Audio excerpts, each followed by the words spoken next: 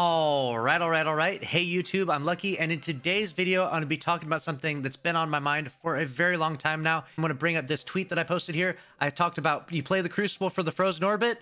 It almost never seems to drop. Some of you have gotten it to drop consistently. I myself have reset my Valor 7 times this season, and I've still only gotten like 3 or 4 frozen orbits to drop in total. You play Gambit a ton for the bottom dollar. Tons of people have talked about this, how they have completely reset their infamy and throughout the process didn't even get 1 bottom dollar to drop. And lastly, you can also play the Strike for the Royal Entry Rocket or for the Pulse Rifle as well. And there are other weapons that can drop, like the Sidearm from Crucible and the Fusion Rifle from Gambit. But the problem this season is not that the loot isn't good enough to chase after.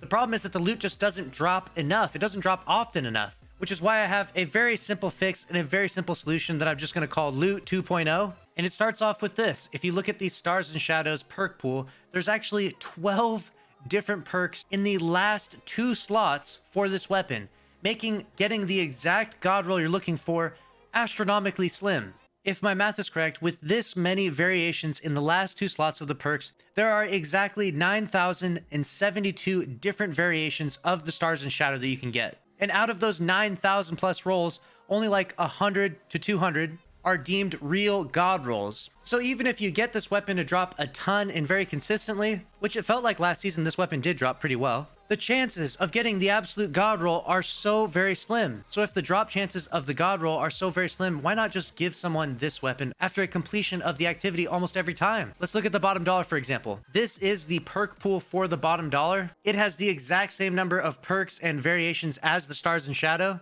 So the chances of getting that exact god roll that you're looking for are so very slim. And to pour salt into the wound, making the weapon drop so rare in the playlist just seems like such a bad decision. How about Loot 2.0 instead? We just make a bottom dollar drop from every game win in Gambit. If you win a game in Gambit, you get a bottom dollar guaranteed drop. And if you lose the game, you can do bounties that can get you a guaranteed drop within a few games. And not just any bounties, I'm talking like repeatable bounties. And you might think to yourself, well, that's too crazy. We can't just give everyone a bottom dollar, give everyone all these weapons too fast. And the only answer I have to say to that is why not? Why can't we give people the weapon that they're looking for when they chase these activities? Reward people for spending their time in these playlists. And if giving someone a weapon drop for every completion or every win of a game mode is too much, then just make these perk pools even bigger. Instead of 12 being in every slot, why not 15 or 20 perks in every slot?